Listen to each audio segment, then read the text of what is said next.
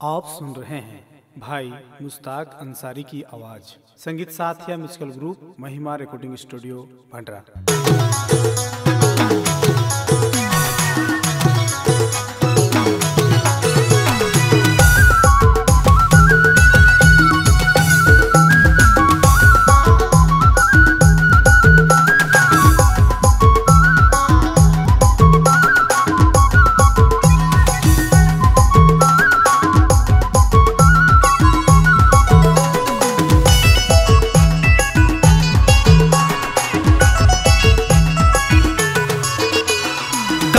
गलती पाले दिल तोड़ के दिली गेले, कहाँ जे गलती पाले दिल तोड़ के दिली गेले। मरा तो मैं तोरे खातिर, मरा तो मैं तोरे खातिर जिंदे में जलाले। मरा तो मैं तोरे खातिर, मरा तो मैं तोरे खातिर जिंदे में जलाले। कहाँ जे गलती पाले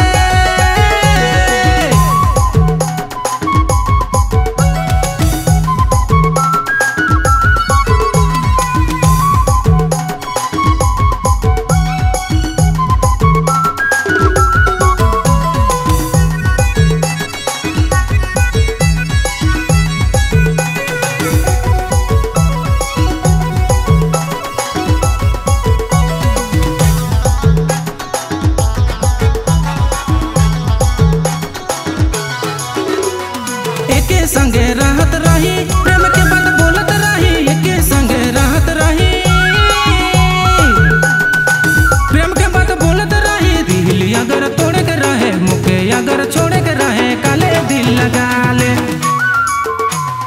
दिल अगर तोड़े के रहे, मुके अगर छोड़े के रहे, काले दिल लगा ले।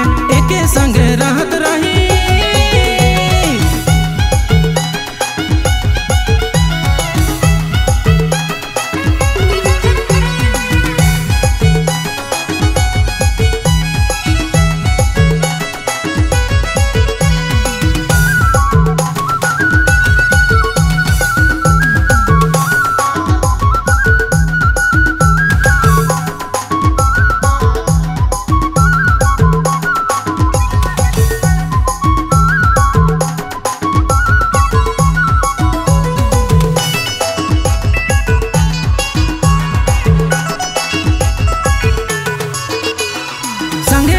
संगे मरा क्रिया कोई खाए रहे, संगे जिया संगे मरा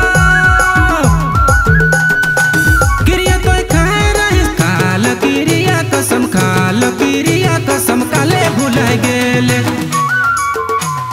काल क्रिया कसम, काल क्रिया कसम काले भुलाए गेले।